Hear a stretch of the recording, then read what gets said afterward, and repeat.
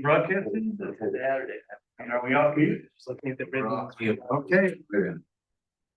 All right, welcome everybody. This is the Planning Commission regular meeting of the City of Harbor Springs, Michigan. Today is Thursday, November 20th, 2025, and 5:30 p.m. local time.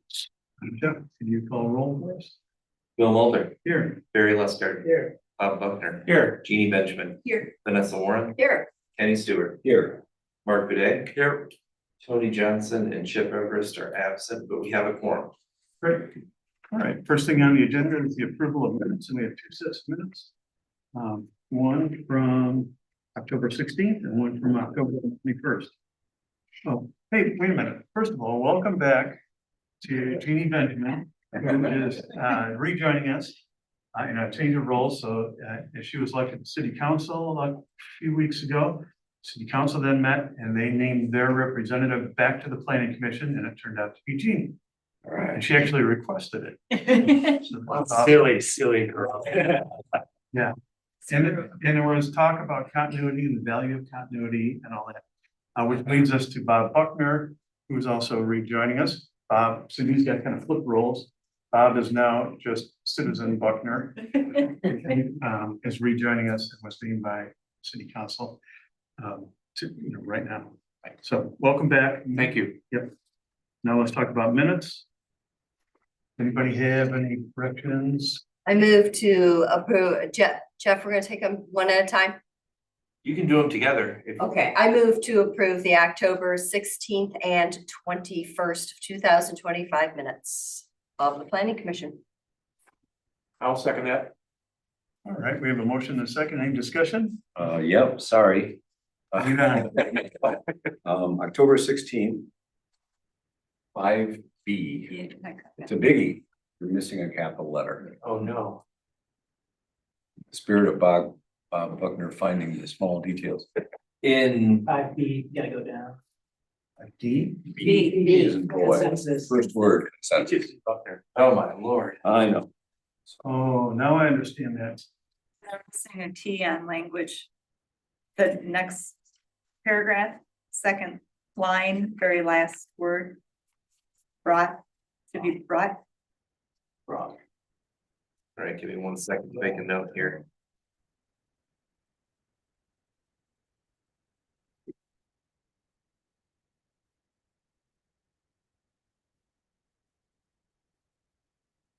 Anything else? Karen Off-Field had 2 R's in it and one of the, somewhere in there, I don't know that really matters. Oh, Correct in one and it's different in another.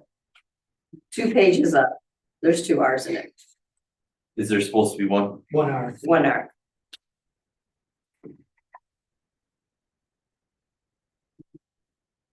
Yeah, that's. And then in another section, I have two. Yes, yeah, if you go further up, like a page. Maybe just 1 page. Yeah, the first. Oh, There it is.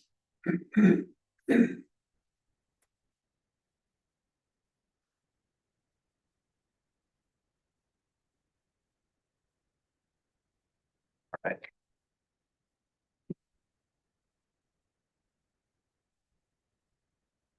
Vanessa, are you comfortable amending your motion to include the corrections?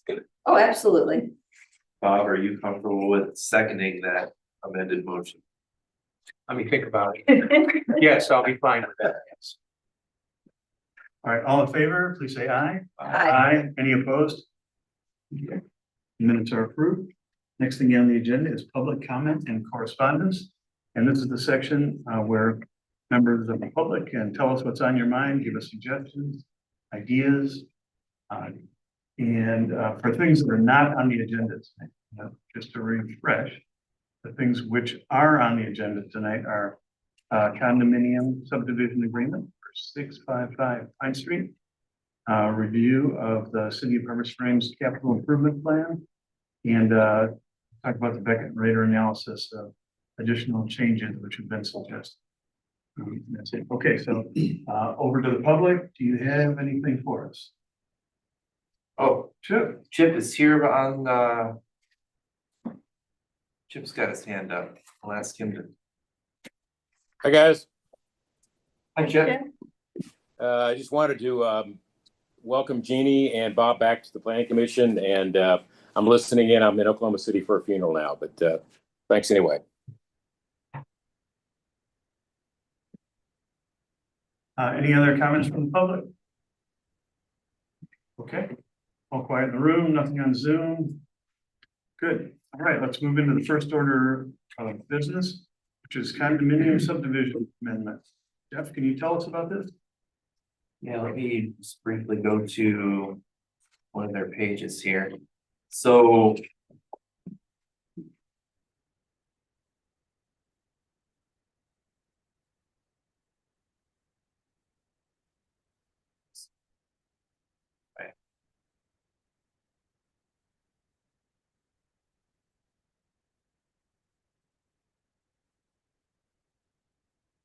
So if you remember, about a year ago, we had the Claridge family came in with their proposal to condominiumize their existing home and create 5 other lots that would have a road access off of Lake Street.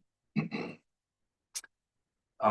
Wiesners have purchased what was lot 2 of that condominium plan. But they are requesting to be removed from that condominium package deal and to revert back to just a meets and bounds legal description to not be associated with them anymore. With these condominium plans, typically we meet one time to have more of a discussion to see how we feel about the idea of these amendments and changes. And if we're so inclined, then the applicant can go and prepare the actual amendments to the condominium master deed documents and bring those back for a final review. So we won't need to make a decision today. We'll hold that decision for when those documents come back, but we can certainly provide some guidance to the applicant on certain information that we might want to make sure that we see when they bring those documents back. Does that provide some background? And why is this a matter for the planning commission?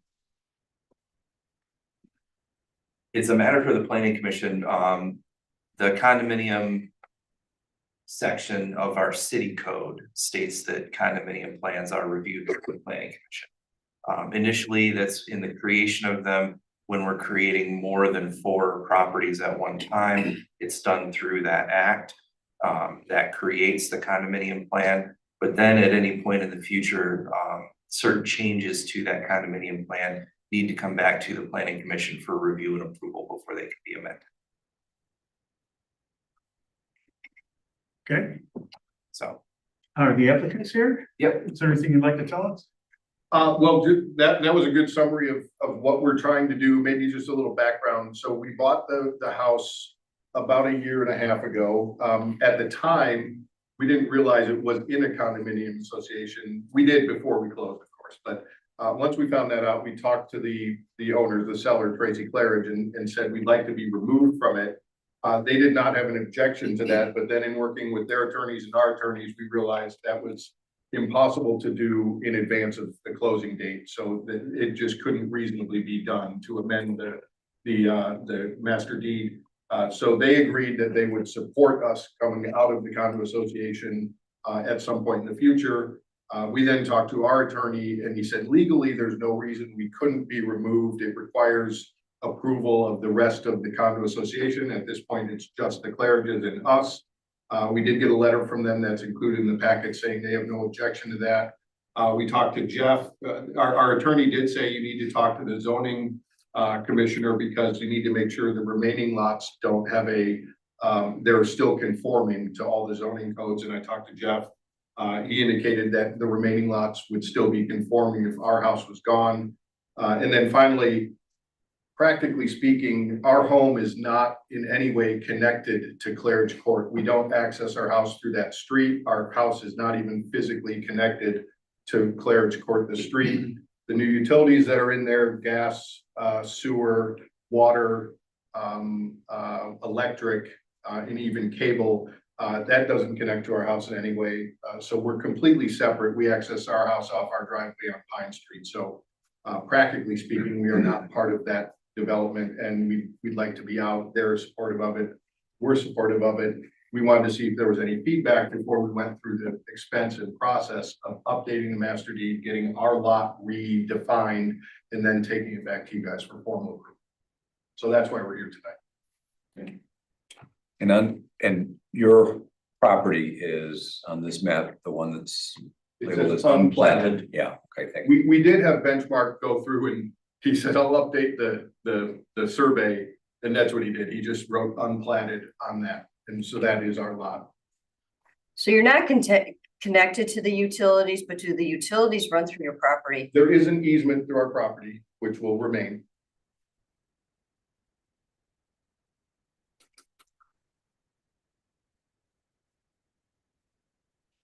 Jeff, wasn't that lot platted before? Or it was all part of the big package? So that whole area, I think if you look at the plat, that whole block is one lot. Okay. And then there's meets and bounds descriptions within. So it's kind of platted, kind of not. His description would be a meets and bounds description that they would, you know, have Benchmark or somebody do a survey to develop for them. And then would that lot be platted then, or would, no? Okay. Jeff, if this came before you and this lot was not part of the original package to you, would that cause any trouble with the approval of what we did back then? I don't think so. Okay. We still would have put in the utilities on someone else's property? If they're, I mean, if they're willing to have that easement in place, you know, the city really doesn't keep track of easements very much. Other than the easements that we have in place for our utilities and stuff. And I would think that probably this is an easement that gets handed over to the city. Because we would be the ones to maintain some of this stuff in the future. Hasn't it already been handed over to the city? That would be a better question for the Department of Public Works.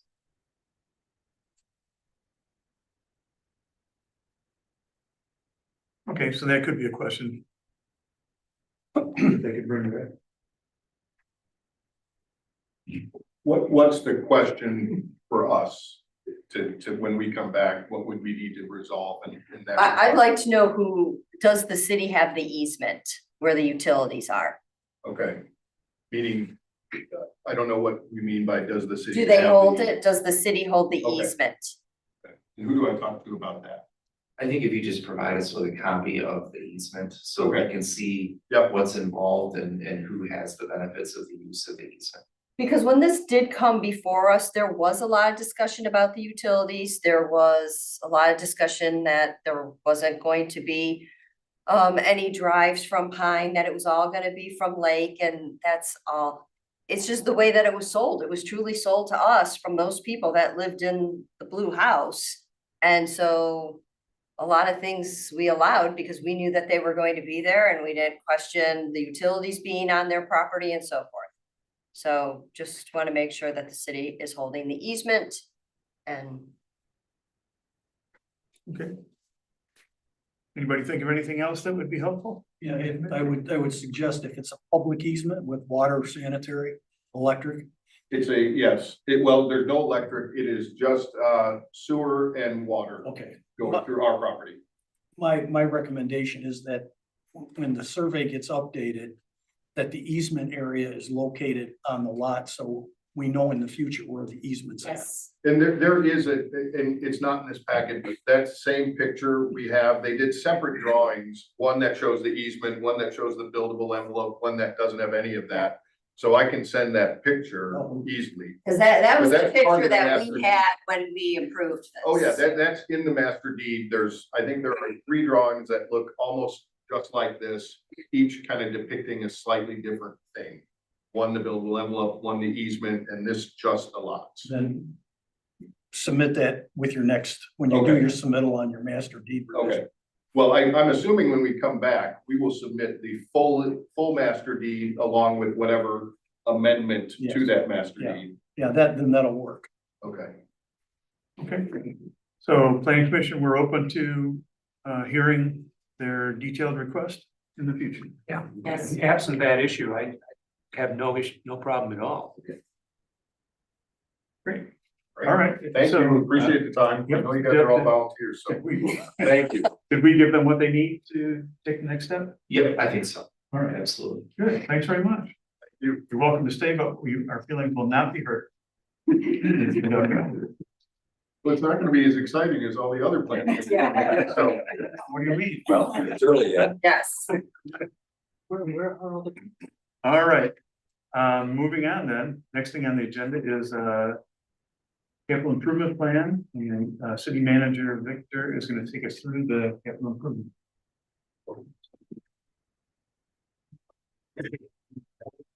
thank you. Appreciate it. Thank We'll you. probably see you again in January, is my guess. Okay. Happy holidays. Thank you.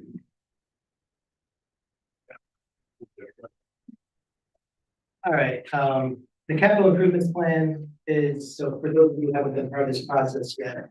It's something that's required by the Michigan Planning and Enabling Act, and both the planning commission and the city council have to review it. And our capital improvement plan is a 6-year plan, so it's for capital projects and purchases that are over $10,000. The reason we picked the $10,000 number is that is the number in our purchase policy that the councils need to approve any purchases. So anything below $10,000 is considered a minor expense. So on this capital improvements plan, you'll see only projects for larger scale projects. So if we like replacing computers or desks at the city hall, those aren't considered capital projects for this purpose. So this plan includes both desirable projects, those that we want to do feel good projects, and those projects that we deem are necessary projects for infrastructure. So they include both. And that Michigan Planning and Enabling Act, they focus mostly on structures, but we also include other purchases like vehicles and stuff, because it helps us plan, at least financially, in the future, you know, what expenses we can anticipate in the next, 5 or 6 years. As I said, it has to be approved by the planning commission and city council. You know, the real benefit here is just allows us to plan for future projects and understand the timeline for these improvements. And also by having this capital improvements plan, could also open up ourselves to grants that we might not otherwise be spoken for, because some grants we require us to follow the Michigan Planning and Enabling Act, which says we must have a capital improvements plan. Victor, pardon me, I'm on Zoom and I see that the screen that's showing right now It's is a different screen. different screen. So I will screen share the capital improvements presentation. There you go. Yep, got it. All right, so the process for the capital improvements planning starts in around September, where we, the department heads submit projects to me, and those projects include costs and descriptions and a timeline, funding sources, as well as other related information that helps us understand what the project is about. These batteries run really quickly. Yeah. So then in October, I compile that information and there you go. Compile that information and I distribute it to the policy team. Our policy team traditionally was, the policy team is someone who they review and score the projects. Traditionally, it has been the mayor, the planning commission chair, the Department of Public Works director, city manager, and the city comptroller. That way you have a variety of policy makers, the mayor and the planning commission chair. Then you also have the staff who are very knowledgeable about the projects and the cost behind them and the need behind them. This year, council asked to have the entire council be involved. And also Lucas Banerjee was out for some medical reasons, so we had Chief Knight fill in for DPW director to do the scoring. So in November, I get that draft CIP, which you have in your packet, comes to planning commission for review and approval, and then it goes to city council for review. So after tonight, it will go to city council on December 1st, and then they'll approve it with or before the budget on December 15th. So they'll have a couple meetings to discuss and review it. Just want to emphasize, nothing on this capital improvement plans commits the city to making those purchases in that year or at all. It's just a planning tool. Obviously, the ones that are in 2026, 2027 are more likely to be done. We have better understanding of costs, better understanding of timing, but it's still the only thing that commits us to doing projects is approval of the budget and then selecting a contractor for the project. So even if the ones in 2026 get included in the council's budget for 2026, all those projects over $10,000 still have to be approved by council. So we still have to go out to bid and get quotes, so they select. That's for obvious reasons, because you go out to bid and it can come back twice as much as what you anticipated. So you don't want to commit ourselves to a project if we don't know the final cost. All right, getting to meat of the plan, we have 73 projects or purchases on the plan for a total cost of $19.34 million over the course of 6 years. The average cost per purchase or per project is about $265,000. Keep in mind that's an average, it's not the median cost. There's a few projects that take that number really high, and that's the substation transmission line project, which combined are $6.5 million. So you know, most projects are within like $75,000 to $120,000 range or around there. But we do have a couple of bigger ones like the substation that cost a lot to bring that average up. And we have earmarked at least 9 projects, which would be either wholly or mostly funded by grants or donations, and those are mostly parks projects. The electric fund constitutes about half of the costs for all our anticipated spending. And again, that's related to the substation, mostly in the transmission line. I also want to emphasize again that our CIP does not take into consider small purchases. All right, some visual here. So some basic stats. So this is the total number of projects per fund. And we just break it out. We have different funds. We have the general fund, the water sewer fund, streets. We have 2 streets fund, major streets and local streets, but we combine them for this purposes. Electric fund, equipment fund, waterfront fund, and the DDA. And it shows about 78 projects on this chart, because that's more than the total number of projects we have, because some projects are shared between different funds. So for example, when we have to redo Bay Street, it's I think in 2030 or 2031, Bay Street water and sewer, you have to dig up the road to do so. So you have to spend some money from the road, the streets funds, as well as from the water sewer fund to replace it. So that's how you get multiple funds on one project.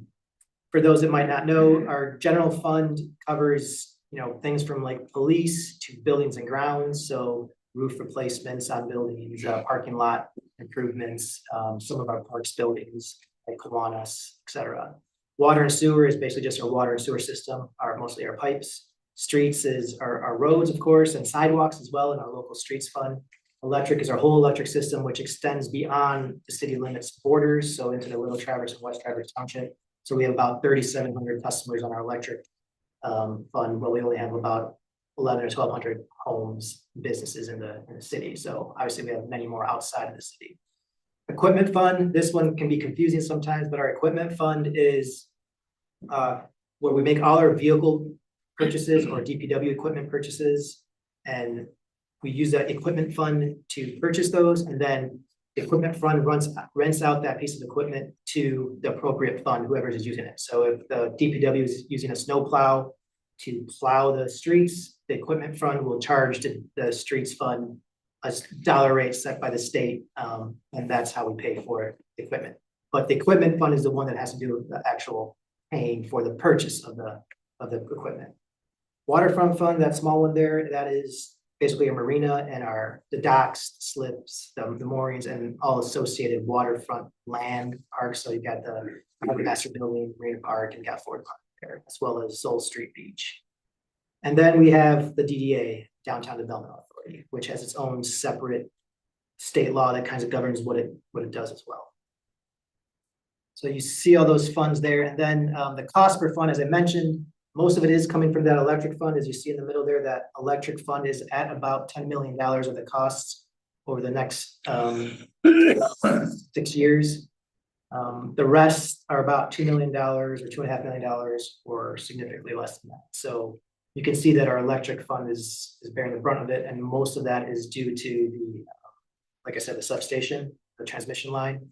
We had more electric projects on there before, but with the need to bond for the substation and transmission line project, we're trying to extend those projects over a longer course of time. So we don't, the ratepayers don't have as big of an increase in rates due to the bond. So this just gives you, again, just a visual sharing of cost per fund, electric fund 52% of the cost for the projects. And the rest are relatively small compared to that. Not small number wise, any number is large. So again, this is showing you a timeline of what the cost will look like over the next 6 years. 2026 again is our largest because we have about $6.5 million or more, maybe close to 7 if we do another electric project and electric project. So take away that $7 million, you're down to $2.5, $3 million for 2026 for the other projects, which is kind of on par with the other years. It's as you go further out, it becomes less predictable on how much money you're going to spend in a year. Costs can go up. We try to anticipate what something will cost in 5 years. For example, Chief Knight, when he does puts in his police vehicles, he adds a 3 to 5% increase, inflationary increase in the purchase of vehicles. But then a lot of these projects, it all depends on, the bids that come in. So sometimes you can go out the bid and it'll come out much higher than you anticipated, or sometimes you'll have multiple people bidding and you'll get a competitive bids and you'll get lower. So it becomes more predictable. It also, with the economy and with the way of politics, you never know how prices are going to jump up or come back down. So, but we do our best to get good estimates. Sometimes we talk to contractors just for general quotes. And sometimes it's just our guys using their expertise based on previous projects and accounting for any potential increases. 2027 we'll get to a little bit more details, but it's an interesting year because we have 2 large pieces of equipment that our departments have said that need to be purchased by then, and one is a marine patrol boat for the harbor. The one we have has had some major issues and it's going through some repairs, but we don't think it's going to last much longer. And that costs about $325,000 for a new marine patrol boat. There's been talk about trying to get donations for that, but it is an expensive boat. And then the other one is our one of our oldest line bucket trucks for the electric system. It's a 2007 bucket truck and it has some minor issues, but it's starting to have, those minor issues are starting to increase. And both of those are slated for 2027, but our equipment fund can't handle both of those purchases in 1 year. So council is going to have some consideration to do. We just have both of them in 2027, but we might need to do some more thinking on the financial planning side of things on what one to purchase when and how to do it. But it's important to know because both of these are important, for different reasons, right? We're used to having our marine patrol out there and being a presence to ensure safety. But as you've seen with the ice storm and other things, we really need line trucks to maintain our lines, and we don't want one to go out during the worst possible time. So, and that actually happened this ice storm. We had lost one of our ice bucket trucks for, several hours, and it's all right. We had a lot of mutual aid coming in, so that was helpful. But, so these are things that we have to consider going forward. Another main task, though, of the Planning Commission, really, when they're reviewing these projects, is to make sure that these projects align with the master plan. That's one of the main tasks anyway of the Planning Commission, is to try to achieve the master plan goals and make sure what we do as a city is in line with our master plan goals. So I'm not going to go through these in detail, but in the slide you'll see that I've highlighted what the goals are and the projects that go under them. So goals 1 and 2 are more about the master plan are more about the aesthetics, the clean air, native plants, just making Harbor Springs, keeping it a beautiful, ideal place, visually attractive. And so we have a couple projects that quote unquote fit in those categories, Naturescape project, and then our tree grate and lighting project, which for goal 2, which states that we should have an attractive streetscape. Goals 4 and 5 are more to do with recreation and parks. And so goal 4 is about having facilities that would be conveniently located, maintained, safe, attractive, and we will continue to establish Harbor Springs as a work and play destination. And then goal 5 is having a unique collection of recreation So these are our parks projects underneath there that are aimed to meet those goals. Some of them overlap, obviously, right? You know, you can have a Kiwanis Park upgrades are both improving the facility and also improves recreation opportunities. One of the more urgent one on here is I would say more infrastructure based, is a city beach restrooms upgrade. That's not so much for aesthetics, but that's making sure that our plumbing in our building doesn't go bad, which it's going bad. So that one we have slated for 2026. And Kiwanis Park, we have slated for 2026 as well.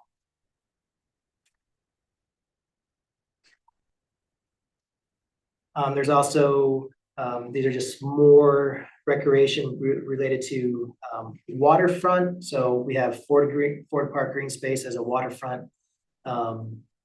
So Goal 9 says residents and visitors will enjoy a vibrant waterfront area that's easily accessible from neighborhoods and provides a meaningful opportunity to connect with Little Traverse Bay. So there's been talks. We did widen the driveway in Ford Park this year to make circulation a little bit easier, but there's talk both at the Harbor Commission and the Parks Board about really reconsidering the entire Ford Park site to make it better use for people who use it for launching boats, for people who use it for kayaks and canoes, and then for people who use the building and maybe the green space there. So there's been talks about that. There's been no concrete plans, but it's been asked to keep it on the CIP for future. Goal 11 is really about our having our roads and sidewalks be safe, attractive and efficient. So these are all our projects that are road, sidewalk related. They're pretty standard. We just did, I think I actually put this one in here. It shouldn't be there. We were planning on doing a larger city hall parking lot repair, like $100,000. But we got in a contractor to come in here and do it less than $10,000 just to do some patching up. So we can hold off on doing that for a while. And that worked out because sometimes when we have contractors doing bigger projects, they can come in and really do our small projects for much cheaper than we had anticipated they would be at.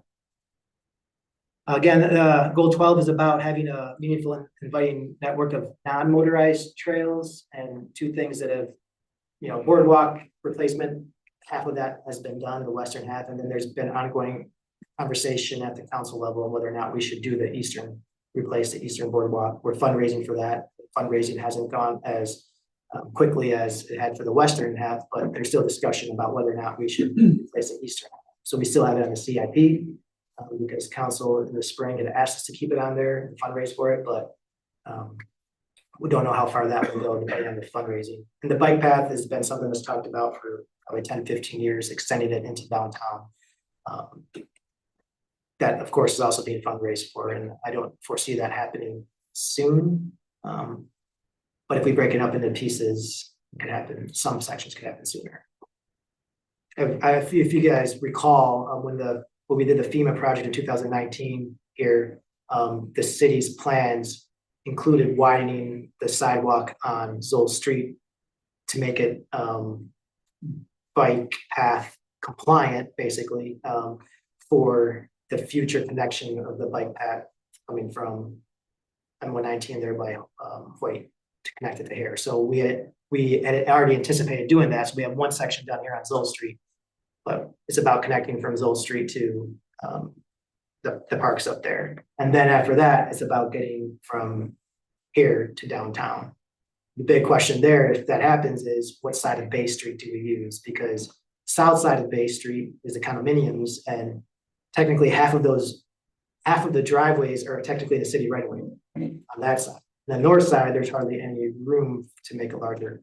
So there's going to be a difficult question in the future when it comes to this, if this does get done in the future.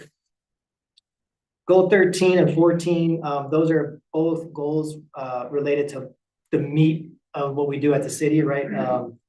Efficient, productive public services is goal 13. So, when we talk about services, we're talking about snow plowing, we're talking about policing, we're talking about, delivering electricity. So we have these projects that are related to making sure that, our residents and our customers get those public services efficiently. as needed. So, our substation is one project that does that, will deliver more reliant and reliable electricity. Police vehicles, of course, to enable our police officers to safely patrol the city. And then again, goal 14, this is more about utilities, specifically utilities. And so this is where we have all our, we're talking about water, power, fuel, communication, and these are all our water, electric, and other utility projects. And you see most of them, these are what you call your substantial, what people think of like the essential basics of government, what we do here, and that this is essential infrastructure stuff we do. And you see the bulk of our projects are in the utilities, water, sewer, electric. Yeah, so that is basically just this quick summary of the entire CIP, which was in your packet. I guess at this point, just really want to entertain discussion by the planning commission. Questions: are there projects that aren't on here that you want to see? Are there some projects that you want to see above others, or some not, as whatever you want to recommend to council? Or are you fine recommending the plan as presented? The scores in the capital improvements plan, you probably, let me just, I think I gotta rotate this, Jeff. View, okay, yeah. Let's get to that, yeah. As you see in here, for each year, the projects are scored. And the reason we have the scores, the main reason for the scores are to let us know which items, based on the policy team's review, are more important than other items. So if we were like, all right, well, in 2026, we don't have the money to do all these projects, then it lets us know, all right, we're gonna go with the higher scored projects because those are deemed more critical. So that's the real purpose of the scoring. It's not, it has a specific purpose. It's not just, to like, oh, let's just rank them. It gives us that. And you hope you're not in a situation where you don't have the money to do projects, but like I mentioned, for the equipment fund in 2027, we have $650,000 plus in potential purchases, so that we won't be able to afford from the equipment fund in 1 year. So how do we go about deciding which piece of equipment is more important? The scoring put the marine patrol boat a little bit above 25.8 versus the bucket truck 24.9, so not a huge difference between the two. I suspect the reason for that is the marine patrol boat had a big failure this most recent year, and the bucket truck has only had some minor issues at that point. But they're both very important pieces of equipment that we need. So yeah, I think I talked enough. So if there's questions, comments, suggestions. Yeah, Victor, every year, this looks overwhelming. Yeah. And would we be most efficient if we really looked at 2026 and 2027 most closely? If that's how you want to do it, yeah, absolutely. I mean, the years. Okay. That is fine.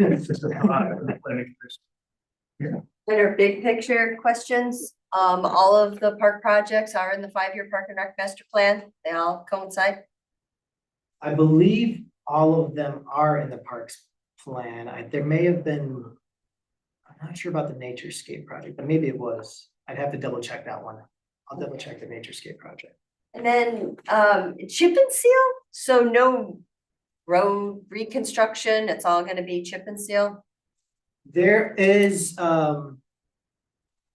we did, for example, on Pine Street, we did chip and seal. Yes, you did. Yeah. There's the only road construction that will happen is the ones when we redo the water and sewer. So for example. So like a Bay Street. Bay Street will be, and Glen Drive will be a road construction because that road is in pretty tough shape. So you're chip and sealing everything, just kind of kicking it down the road till the next Chip and seal CIP? gives us like 15 to 20 years depending on the road. Depends on the road and the quality. But yeah, so otherwise the projects cost a lot more money to do a complete road. Obviously, that a complete road reconstruction is several $100,000 versus $60,000 to $100,000 to do a certain chip and seal for a section. An issue that we discovered with Pine Street, for example, the one we just did, was about 20 years ago, we came to, not we, obviously I wasn't here, but the city staff came to council to, maybe 15 years ago, to classify Pine Street as a major road. If we classify it as a major road, you get money from the state. And then over each year for that road and over the 20 years, you save money to do a road reconstruction project. But because at that time the residents were opposed to, making a major road, we didn't have the money to saved up. So we went with, a chip and seal project because it's cheaper. So How many major roads do we have? there's a map. I can't tell you exactly how many, but I can tell you some of them. Lake Street, it's a major road. Bay Street here, we have State Street. There's a few. I think Harrison Street might be a major road. Yeah. There's not, but we can classify as a major road, but I think one of the reasons why residents were opposed on Pine Street at the time was something about on-street parking, whether or not it's allowed on-street parking on the road. If it's It a is major- allowed. Yeah, if it's a major street, if it's a major road, there's different requirements, so. One of the things about road reconstruction is then drainage gets to be dealt with. And so many times the chip and seal doesn't work because the drainage is the issue. And you can't handle the drainage unless you do the streets that you mentioned, they all have curb and gutter and it's all okay. No, that's a good point, though. Thank you. That's a good point. I think the plan is to figure out how to obviously get enough money to do road construction projects. One of them is Glen Drive is a very good example of that. For several years since I've been here, residents there have been concerned about the deteriorating condition of Glen Drive. We go every couple of years and fill it, patch it up, but it doesn't hold up. So then you have to do, but that project is an expensive project. So it's really about money. I think like you said, ideally it's best to do road construction, but it's about the amount of money. And you're also right about drainage. There are drainage issues throughout. Quick question, what does it look like, what's the process, like if there's a project for like 2029 and new priorities come up, how does that work, where does it get bumped down even further, or? Yeah, sometimes that happens, so, because we redo this capital improvements plan every single year. So every single year, we relook at our projects and priorities and ones that come up that might be more urgent, and then we have to push some behind, so, yeah, that it does happen. So for example, this year we reconfigured some projects based on priority, like Marine Patrol Boat was not in the CIP last year. Well, it failed, the engine failed and the boat is in bad condition, so now it's on the CIP when it wasn't, so. I have a related question. Yeah. For example, the truck and the boat. Yeah. They're significant and they're gonna happen likely in 2027. Does the city council ever plan and set aside money in a prior year to save up for that expense in that year? Yes, but the equipment fund's a little bit different. But from the general perspective, we do, we started 2 or 3 years ago, we started a reserves and a reserve fund for repair and we call it repairs and replacement fund in the general fund. So we could start earmarking money specifically for capital projects that need repairs or replacement. So in that sense, yes, and we also do that, for the electric fund and our water fund. The equipment fund is a little different because the equipment fund, it makes its money by renting out its vehicle to the funds that use it. So for the Marine Patrol boat example, the Marine Patrol that we have currently boat was donated to the city 10 years ago. So the equipment fund was never charging the water fund for it because it was a donation. So it doesn't make sense to charge the equipment fund to charge the water fund for using something that was donated, right? But the result of that is we haven't been able to save money in the equipment fund for a new Marine Patrol boat because there's been no money going in for the purchase of a new Marine Patrol boat.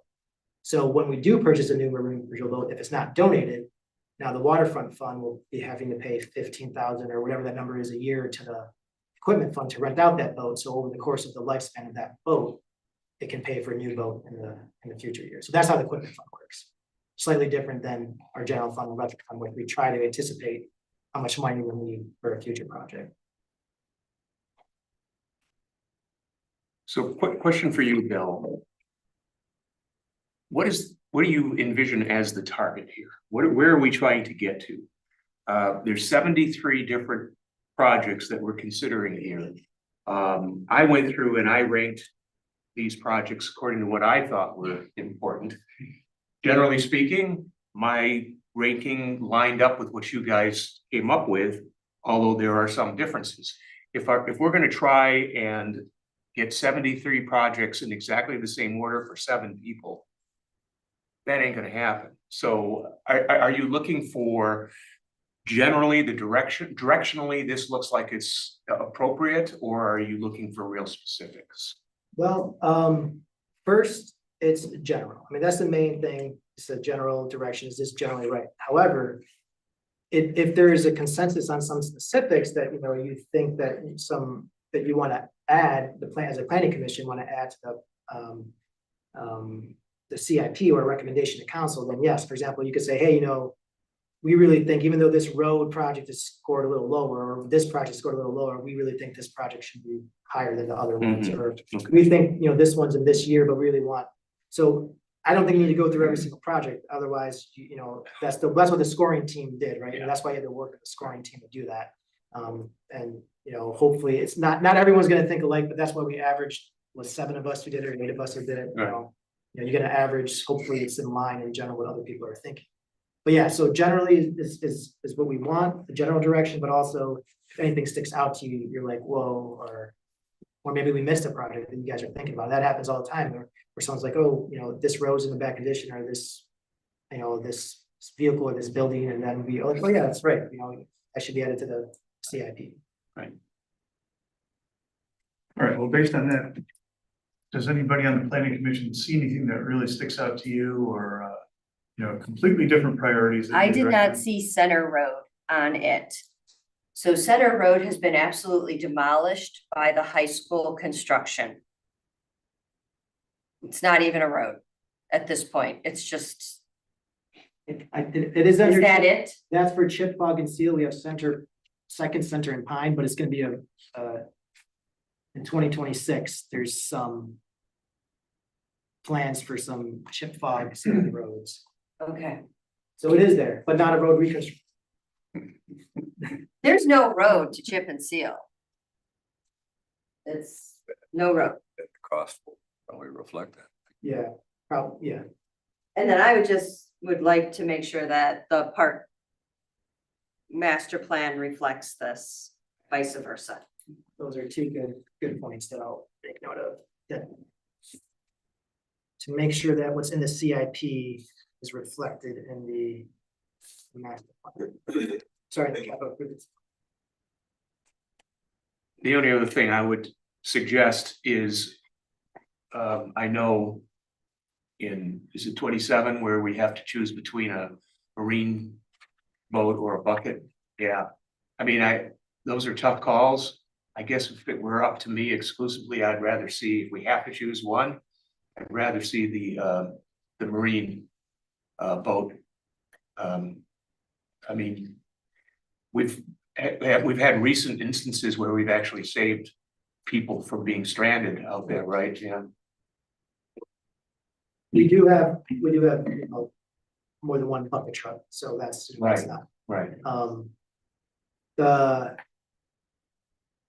The issue with the bucket truck is that as the repairs become more, the issues become a little more major, they progressively get worse, they become harder and harder to address, more complicated to address. Yeah, There is a much more complicated machine than a trooper.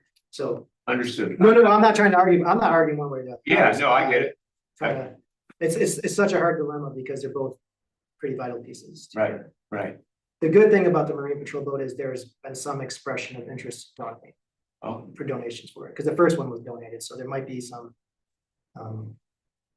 The quote that we have, 325, was based on a range of a quote, the high end of a quote that we got from one company, which I think they said 275 to 325. So we put the higher end on it because in a year and a half or 2 years, you know, it could be closer to that. Right. Yeah, well, hoping for generosity is not a strategy, so I No, guess it's not. if you, from my perspective, if you had to prioritize one versus the other, that would be my priority. Okay, one more thing about Center Street. So what's happening is that when the high school was reconstructed, everything is draining now onto the people on Pine Street. So the grading plan was ridiculous. It was absurd. I mean, I could tell right away that the water was not going to stay on their property. So the water rushes down the hill from their parking lot. It comes and it erodes off of where they have the grass. It all goes on to Center Street. It shoots down Center Street at pretty high momentum. It makes a right-hand turn and it's all in my driveway.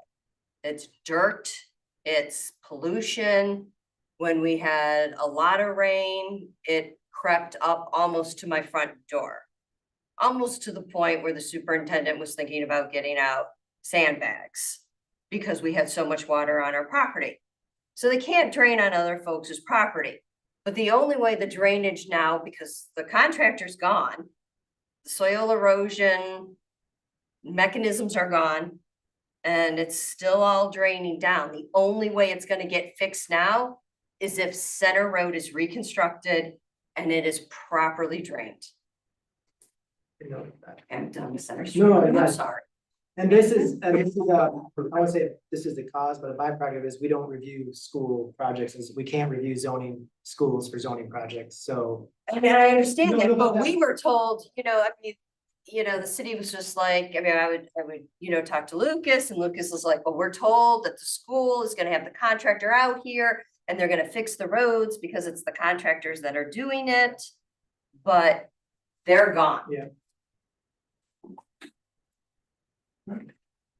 Sounds like we could have a conversation with the school. Well, On yeah, behalf but of our- I think, And the same people aren't even there anymore, Bill. I think if the street is shot, I'll talk with Lucas about, what could be done from his perspective on Center Street. It's very small. It's a small street, yeah.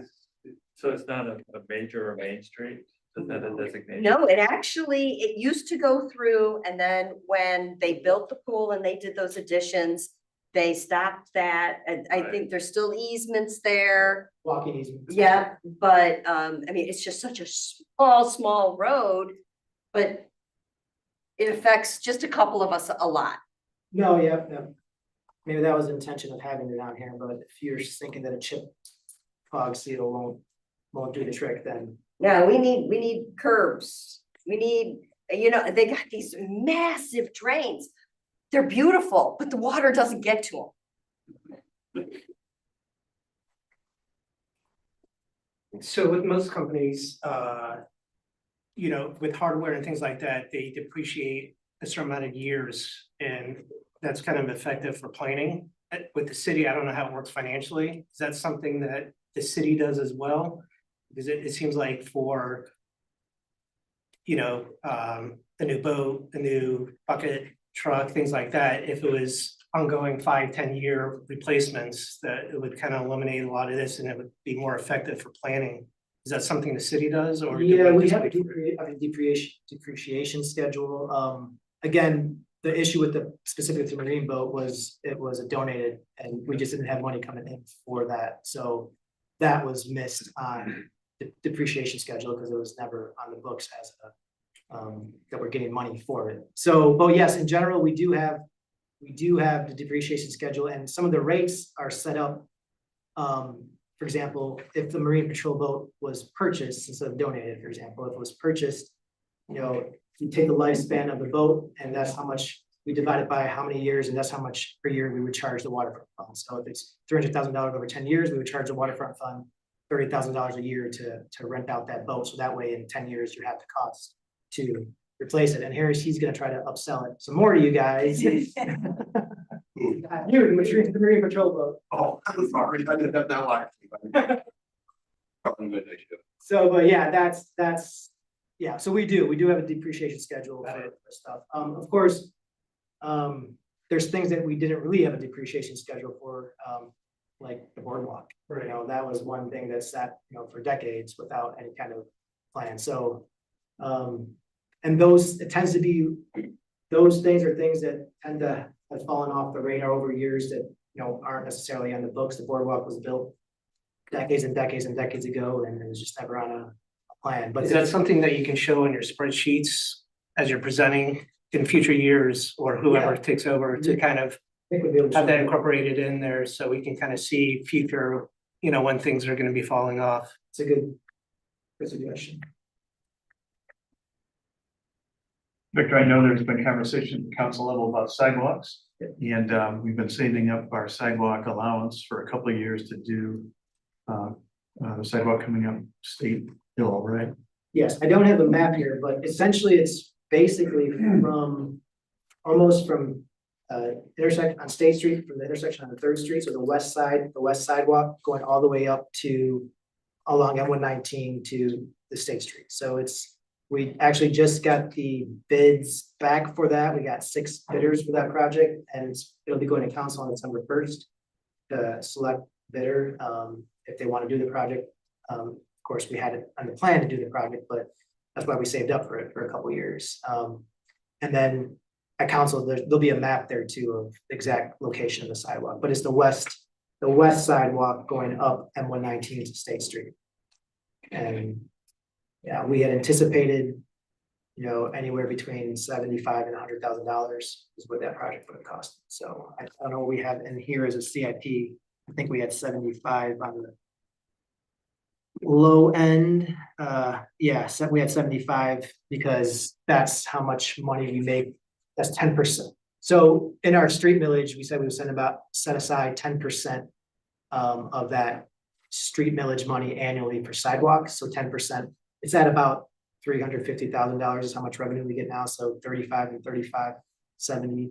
And then we anticipate it would cost a little bit more than that, which is fine, but that's how we get the sidewalk money for sidewalk projects.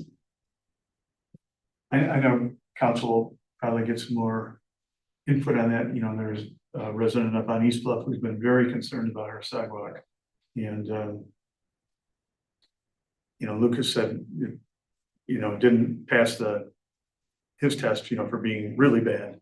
But I know people will be thinking more about sidewalks. Yeah, there are, just like with anything, right? When our DPW guys are out there looking at sidewalks, you know, we have to prioritize which ones are in most disrepair and disarray, and which ones don't meet safety standards, which ones just don't meet aesthetic standards. And so they have to prioritize which sidewalks. And they also have to, you know, they also try to clump sidewalk sections together too, because it's more efficient and cost effective to have sidewalks that are, you're doing a project with a contractor to do sidewalks that are all by each other, as opposed to, all right, you're gonna do this 20 square feet here, and then you're gonna do 15 square feet over there. And so that's what Lucas and the DPW tries to do, but there are standards, and Chief Knight did go to an MML, Michigan Municipal League, training that, you know, kind of reviewed sidewalk safety standards and how to determine what standard the city should be using for what's a dangerous sidewalk. So Kyle and Lucas got refreshed on that, and they're using those tactics going forward for measuring sidewalks. But this one was identified as one of the longest, most just sections of sidewalk and just repaired. And there are a lot of sections elsewhere too. I mean, it's not that it's other people aren't as important. It's just there's only so much you can do with the amount of money you have that's allocated to this. Now, council could always decide to allocate more money from the streets. This is the streets millage is what we use. We use a local streets fund to fund the sidewalk repair, but council could decide to take less money away from the actual repairs of streets, put the sidewalks, but then you got less money for the streets, for example. So a city code, when it comes to sidewalks, particularly, city code says that, you know, the resident pays for 2/3 of the costs, and the city pays for 1/3 of the costs of repairing the sidewalk. If the sidewalk's in unsafe condition. But we passed this millage, and so the intent of this millage was that the city would now cover the repairs of unsafe sidewalks. So if a resident wants to repair a sidewalk or replace a sidewalk that we determine is still safe, then that would be on them. They could still repair that sidewalk. It's just the city's not gonna take that cost until it's either unsafe or it comes up in the schedule to replace. So, yeah.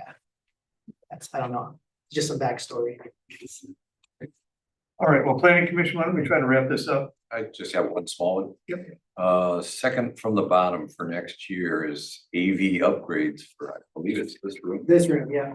Great. When it's scored NA, does that mean it's gonna happen or not happen or? Well, the reason it was scored NA, it wasn't on the list of projects that was sent to the score team, because we just didn't have the quotes in yet for it. But we have one old quote, that didn't meet what the most recent council, I think it was 3 months ago, Bob, I think you brought it up. Yeah. That didn't meet the kind of criteria we're looking for, so we got one quote from a bidder. We had another company that came in and looked at it, they just haven't submitted their estimates to me yet. Okay. And so then there's a third one that I've been working with, because I wanted to get 3 companies to come to council, but I might only end up with 2. But council will know, depending on what direction council wants to go, because they could go the low scale package, $15,000-$20,000, or they could go the high scale, $100,000 for your retrofit this room. Once we know more about what that cost will be, then we can incorporate it better, but it's NA because it just didn't get ranked because of that. I see. Okay. Well, not a meeting goes by without us, thrashing to make the system work. I just see that as an important item. Let's see, do we have any comments from the room? Aaron? I do. Good information, Victor. Thank you. A question just generally on the CIP process. How do you prevent departments from circumventing it by saying, instead of, and this is a simple example, instead of ordering 20 laptops at $2K each, they order them individually, so they don't have to go through your process? So 10K and higher is your threshold. So I'm a department head, I need laptops for my department. Instead of having you approve that, I'll just put through various one at a time. Do you have a mechanism to stop that? Yeah, the first mechanism is council approves the budget. So if the police officer wants, so the chief of police wanted to order 20 computers and it's cost, $20,000, they're gonna review that during budget season. And so, that'll get in the budget and council will have to approve it. Second is, it's pretty obvious in a small department that we have is if someone's trying to circumvent that, because I'll know that they're trying to piecemeal order computers or equipment. And I think it might even be mentioned in our purchase policy. I'll have to double check. So the city manager is kind of overseeing this. I oversee whatever the budget the council approves. I oversee all the projects that get purchased and make the determination if it's a project that falls under $10,000 that needs to over $10,000 it needs to go to council, or if it is not a project. But council will see all those projects or have a general understanding what projects are going in the budget beforehand. So they're going to approve the budget for 2026 in December, and that's their opportunity to ask each line item, what is the $20,000 in the capital improvements line for this line item? And then we have an explanation in the budget for what is going under each line item. So if there's a plan to purchase, 10 computers like you mentioned, or 20 computers like you mentioned, it'll show up in the 2026 budget. Unless I try to circumvent and I just don't put it in the budget and I do one-offs. Well, I can't purchase anything that's not approved in the budget. So I can't go over the budget the council has approved unless it's an emergency, without going back to the council to ask for those purchases. Okay, good. So it sounds like you guys have a little bit of a sanity check, and you're the ultimate sanity check. That's job, city manager. Good, thanks. Okay, any comments on Zoom? Doesn't look like it. All right. So just to clarify before you guys, if there's no comments, before you make a motion, whatever you do, if it could include the following things that I heard from all of you. Oh, yeah. Oh, no, okay. In the future to consider depreciation schedules, to consider and look into reconstruction of roads, especially the drainage issue on Center Street. Instead of just fog and seal roads. Make sure the capital improvements plan reflects the parks project reflects the parks plan. And a preference for the Marine Patrol boat. I heard that from one member, and a preference from the, if we had to pick one, Marine Patrol boat over the bucket truck. 2027, because of the potential to save lives. That was one member. How about on that one priority call? Does anybody have a feeling one way? Boat or truck? Okay, most of us are neutral on that. Neutral. All right, you need a motion from us to? Yeah, just to recommend the capital improvements plan with those recommendations. I'll bring them up. They won't be part of the plan, but I'll bring this up. I'll say my memo to council that these are the items that the planning commission as a whole or planning commission members individually brought up. Anybody care to make a motion like that? I will move to approve the capital improvements plan and forward it to city council. Second. With the added. With the added changes that were noted by you. Okay, we have a motion and a second. Any more discussion? All right, do you need roll call on this one? No, but we had Kenny was the motion, and who was the second again? I was. You are, okay, thanks. Sorry. I'm not used to doing roll calls. I think all in favor would be fine. Okay, all in favor of that motion, please say aye. Aye. Any opposed? All right, motion passes. Thank you, guys. Thanks for taking it. Thank you. Thank you, Victor. Nice job. Beanie, good luck with all that. Yeah. I'm sure you'll make brilliant decisions. Okay, next thing and last thing on the agenda is the analysis of the additional changes to the updated zoning.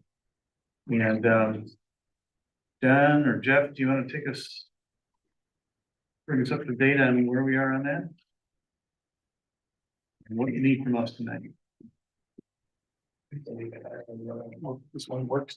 Yeah, I can.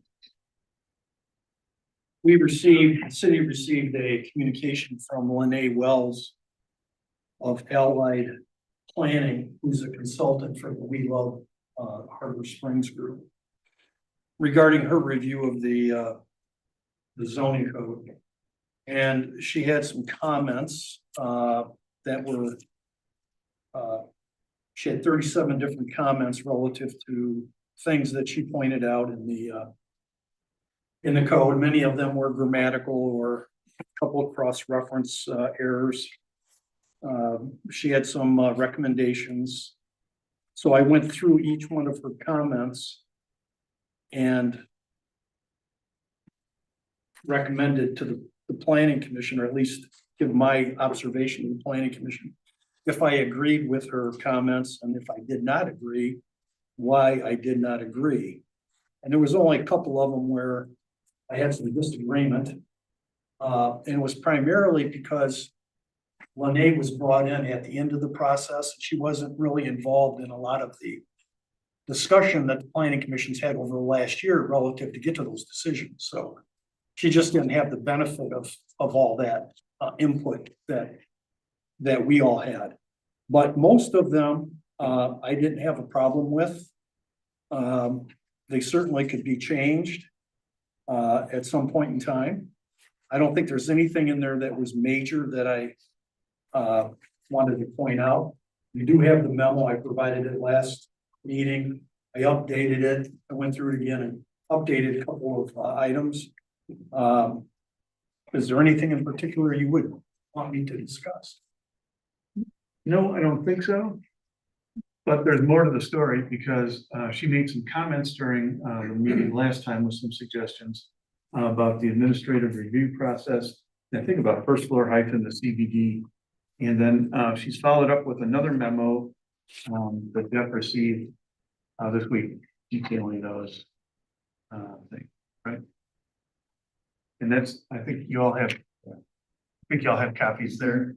So It was passed out. yeah, and then we heard another comment from the Historic Preservation Group requesting that we put in some particular wording that might trigger something else downstream regarding historic preservation. And I don't understand enough about that to know what that means. But I'd like to. Regarding John's memo, where we left this at our last meeting, we were advised by the city attorney to just keep things simple. Don't dabble with these updates right now. If we were inclined to vote on the ordinance the way it had been posted on the city website for 3 weeks, he advised us just do that. Don't get into these additions because it could elongate the process and kick us into another cycle of public hearings or something else. So what we could decide tonight is, do we want John to go over his memo with city council and ask them to consider not only what we sent them last week, but these changes? And maybe these other items suggested. Or do we want to keep it simple for city council? My suggestion, Mr. Chairman, is that many of these are grammatical, like add a period to the end of item number 6. I think city council should consider the code that was recommended by the planning commission and hopefully adopt it. And then typically what happens with a new code, after it's in operation for a couple of months, there's going to be some general housekeeping. And at that point in time, we do the housekeeping all at one time. And then just make the update. I mean, make the changes. And the planning commission's not going anywhere. Yeah, I don't have any significant issues at all with the review that Lene did. In fact, I appreciated a peer review, by an outside planner, because I've been involved in this for 3 years, and at some point you don't see the forest from the trees. So it's always good to get another set of eyes. But I don't think it warrants creating another edition and then going through all the public hearing processes to put a period in or cross-reference. I think it can be done as a housekeeping matter sometime at the beginning of next year, maybe in January, February. I'd really like Jeff to be able to work with the code and get a flavor for it to see if there was any other, maybe some other modifications that we need to make. But that would be my recommendation, would be just let the council evaluate the code that was approved by or recommended for approval by the planning commission. After the first of the year, a couple months in, we'll come up with a housekeeping ordinance that will get reviewed by Jim and the planning commission, and then just make the changes at that time. So the things that aren't the grammatical errors, items like this, That's different. this is different. And the optics of it read like we're just trying to shove something in. We worked on this for so long. And now there's a sheet that we're supposed to consider. And I just think that this is something that, next year's planning commission can consider. But I don't like the way it looks that now in the last 2 weeks, all of this stuff is coming out. It needs to be considered. Should we consider it? We did consider it. We did come up with numbers and evaluated those numbers. And if city council wants it to be kicked back to have the next group look at it, that's great. But we did so much and we had so much input, and so much of what folks saw was not this. We don't know if this is the majority. I guess I would just like the plan to go to city council as is. And then if they feel other issues need to be looked at, or if something's not working, then let them come back and have the planning commission deal with it then. I would follow up on that by saying that I really believe it's the planning commission's position to go through whatever comes, not just this, but some of the other comments and other things that may happen, because this is a living document. Right. And so I think having the scope defined well for what John just said makes a lot of sense, and that will allow city council to look at this clean and not worry about this other stuff that's in. We do have to remember, who's paying to have this done. I'm just gonna say that. And so I think to keep it clean for the city council is very important.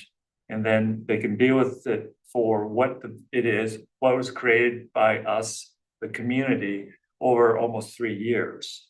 And then if it's emphasized to the city council that there will be a review period, 2 to 3 months, standard procedure, then you handle it, the planning commission will handle this and decide then what's important, what's not important, and, weed through it. And not just keep throwing stuff at the wall to see what sticks and waste more time. It's my opinion. Following up on Mark's following up. I could not agree more. And as I went through, in particular, the original document that we got, I do not see any exposure or vulnerabilities with any of the things that have been called out here. I mean, if there was something where a citizen was looking at our code and then got misguided information because of something that's in here that should have been in the code, I'd have a completely different perspective, but I don't think that that's the situation right at all. So I think to support Vanessa and Mark, I think we have put a lot of time in on this. Let's give the city council a clean document, have them approve that. And I'm sure over the first 3, 4, 5, 6 months of working with the code, there'll be other things that surface as well. And we're going to want to, we're going to want to just deal with all of that at the same time. Barry, you want to weigh in? Yeah, I mean, basically, I agree with the team. I think, this came in 3 days ago, as far as being dated. Yeah, I agree with Mark that this is a living document that's gonna evolve and it's gonna change. And it'd be nice to get more of the public's opinions about things instead of just throwing at us last minute to make changes after we voted to have it sent to city council. So, yeah, I would move to keep the changes as they are and get that sent to city council for approval. I'll pile on as well, and I'll be brief for all the things that have been said. The 37 items that were reviewed, that's had time for us to understand them, work through them. None of them, to Bob's point, none of them are policy minded. So they can hang and out there for a while, and we can deal with them sometime soon, but not now. This thing was passed out tonight. I have no idea what to do with that, and certainly we're not pass judgment on it. I wouldn't be comfortable with that. So this also is not right. This needs time to understand it. And then we did hear about the historical thing and some of these other things. All of those can happen with proper review in the future and keep it clean. Final point, which is repeating somebody. I don't want us to go to city council and say, we want to make a change about this period or this reference or whatever. That's our job. So that they're always dealing with a complete document, one way or another. So right now it's clean. And then there will be a revised version in the future after we deal with it properly. That's my thought. Jeannie, when you come out? I think all of that makes sense. Will you be there when it's presented to city council? So that will explain anything that needs to be explained. Yeah. Because I won't be able to explain that. It's good. I think it's really important that the city council understand that, the standard procedure here is to let it, if you choose to adopt it, to let it run a couple, 3, 4 months, whatever, and then have a review process. So, so they know that they're in their lane and we're in our lane, because the planning commission, this is what we do. And then so what they get from us, after we have time to look at it, understand it, and vet it with the public. And when they get it back from us, then they know it's solid, it's valid. It's not a knee-jerk reaction. If we do anything else, it's gonna look like a knee-jerk reaction. That's not the way to go. And they would have killed us if we did a knee-jerk reaction. A question, do we know if Lene Wells is gonna produce a third list of changes? I mean, we've gotten now 2. And I welcome it if it happens, but I wanna know when it's gonna be done from their I perspective. think the recent one that she sent was basically her written statement that she made at the meeting last week. So she brought this up last week. Yeah. This is kind of like her written follow-up to her comment last week. So I don't envision any more at this time. Looks like Chip has his hand up. Have you unmuted him?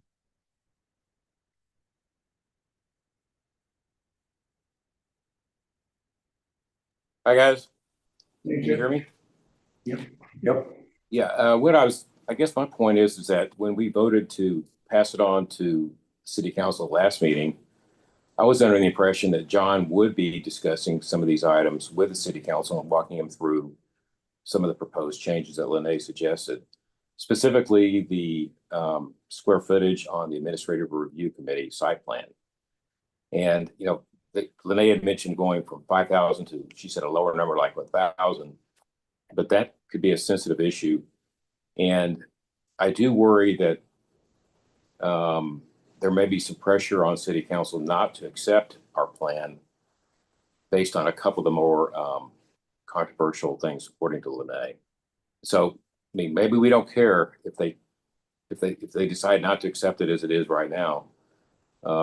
We want to make it.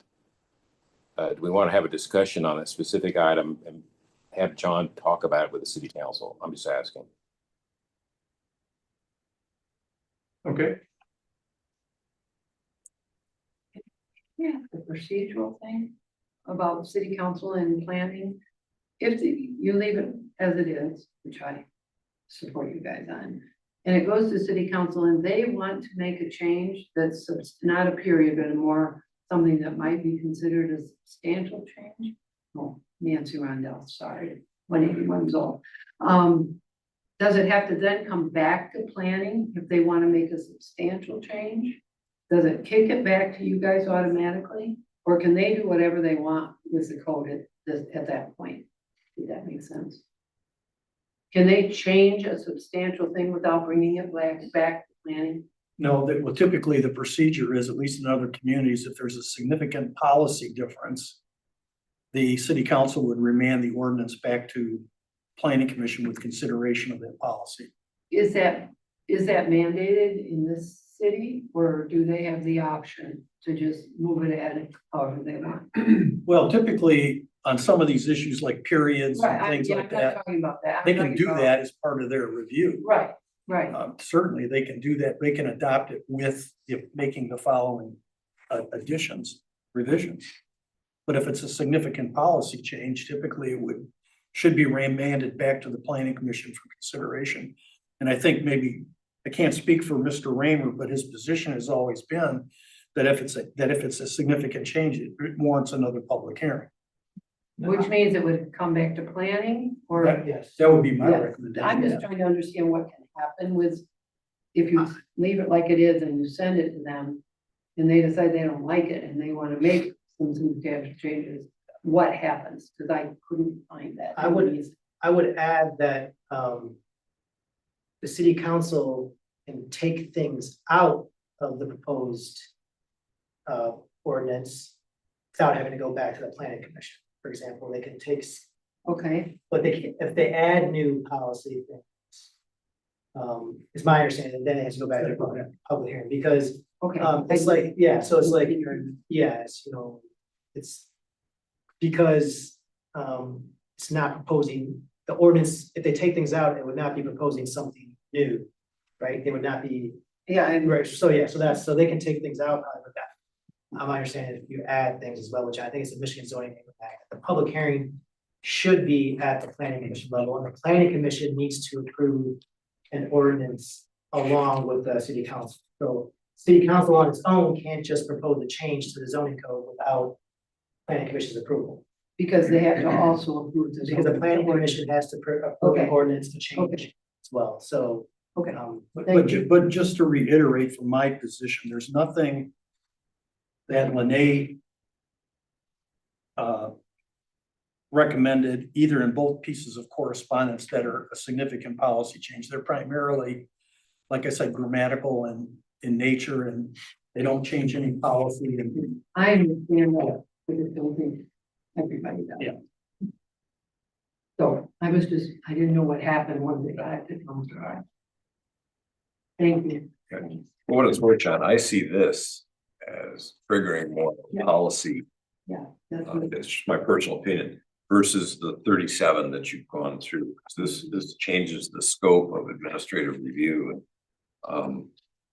That's gonna take some debate and some better understanding. well, the way I looked at it, Kenny, was that regardless of what number is in the ordinance, 5,000, 1,500, 2,500, that's just the trigger.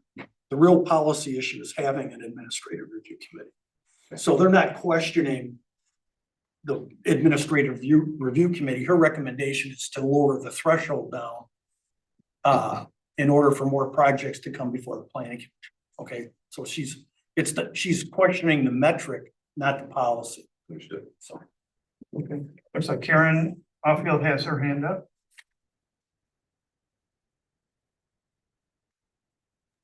Hi, it's Karen Offield. I wanted to thank you guys for such a great job that was done on the planning and the zoning code. When we decided to get Lene Wells on board, it wasn't to build code and to change our town. It was to explain to us things that we didn't understand. And so we've been talking about the admin review committee for a while. It was in the 60 questions that Bill helped answer. It was in a couple emails. We've always remembered that the admin review was supposed to be sort of on hold and wasn't really going to be a big part of it. And even Tony Johnson said, wow, that's a real hot button. But we've always just wanted to keep the admin review small and not big. And I think John tonight has really explained what Lene, what the meaning of her memos are. Vanessa, that memo just didn't come in yesterday. It's been around for a week or two, like you said, with the last meeting. And, for Mark to say, just to remember who's going to pay for what's all that, who's going to pay for it. We're just trying to understand city zoning, and we really think that we've helped to make it better. We've mingled with you guys, and we want to thank you guys for bringing a great code forward. Thank you. Karen, Chip's hand is still up. Chip, do you have another thought? Well, no, I just, after I listened to John, I appreciate what he said. It's not more of a policy thing. It's more of a metric. And I think it ought to be brought into the council's, we should bring that to the council as an option, and they can change. The way I heard Jim Rammer, he said that the council can change whatever they want to. They're going to have to go through their own public hearing also, and so they would be part of their public hearing. Did I not hear that correctly? They have to have a public hearing. Apparently, council is going to have a public hearing because one resident requested. And there's some aspect of the charter that allows it. Michigan zoning aid with that. Oh, there you go. Yep. Yeah, go ahead, Bob. Yeah, so as I'm listening to the conversation, it strikes me that we are acting, or we're reacting as if we've never considered these issues. We've considered these issues. Whether or not it's 5,000 square feet or less, or whether or not we want to have smaller thresholds, we considered all of those issues. And what we came up with guidance from John and our own wisdom or lack thereof, was what we're comfortable with. With all due respect to Lene, and you know, I think she's done a great job helping flesh out and point out some vulnerabilities, which I think we have tried to incorporate it into the ordinance. Just because Lene has raised these issues doesn't mean that the work that we did to get to where we are today is invalid. That's my feeling. Okay, I have a final thought. I was at the council meeting Monday night and Victor did his annual training for council members, talked about what their role is, what our role is, and all the nuances. And as I was sitting there, I was struck thinking about our conundrum. And so the role of city council is to set policy for the city. The role of boards and commissions is to advise. And then the role of city staff is to execute. And so, you know, in addition to that, so what I see is that periods and commas and even changes in, you know, these things are not policy setting. And that we know we're going to set the city council up for failure if they have to get into this level of detail. You know, they're working on budget, they're working on the CIP, they're working on, you know, a lot of really important and stressful things. We're gonna hopefully, this will be on the agenda just as an introduction on December 1st. I think we're gonna get about 15 to 20 minutes of, you know, attention, you know, good, solid attention span.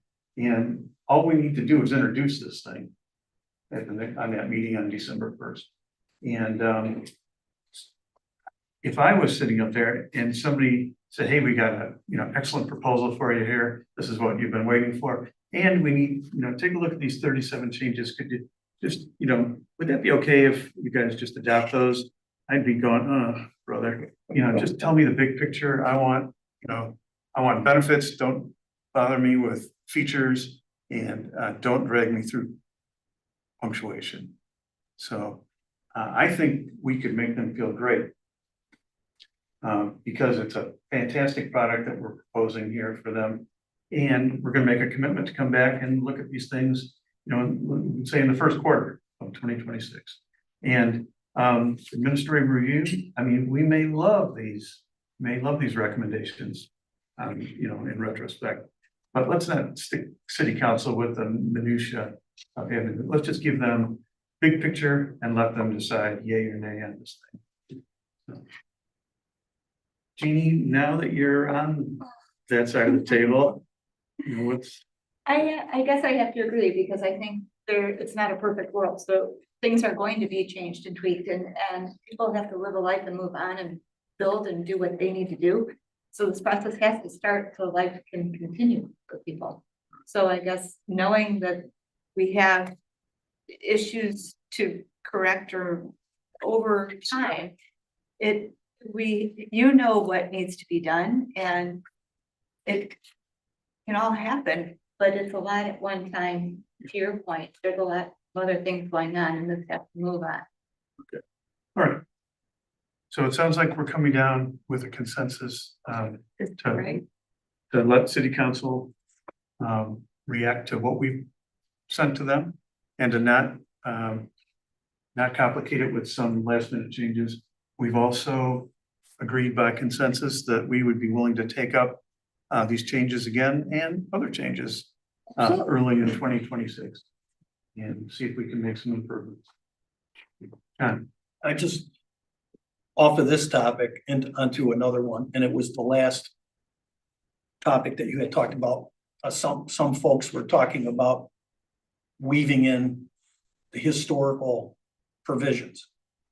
And I think at the last meeting, there was a gentleman on Zoom that said that he understood that the city of Petoskey was looking at those type of provisions. Well, I want to just advise the PC. Bayview and the city of Petoskey have national register districts. They're recognized by the federal government as large historic districts, okay? There's no local regulation in terms of if somebody's doing something in the district, they don't have to get permission from the city.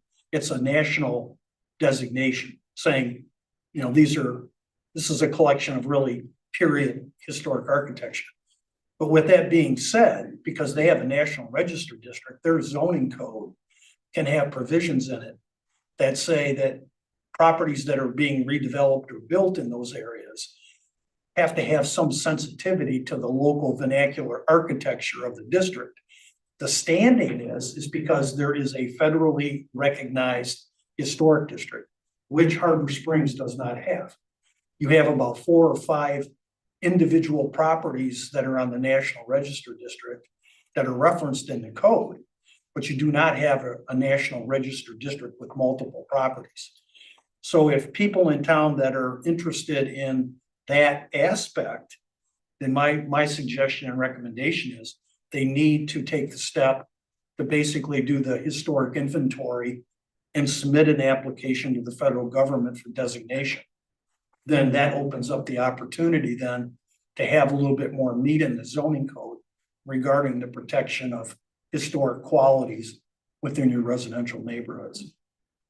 Yeah, thanks, Jen. And you know, maybe we could have a learning segment on historical, you know, designations and that kind of thing next year. Yeah, good. Victor. Just going off of what you said, Bill, about the big picture, I think it's important for planning commission and city council to remember that the real goal of updating the zoning code is to ensure it aligns with master plan goals.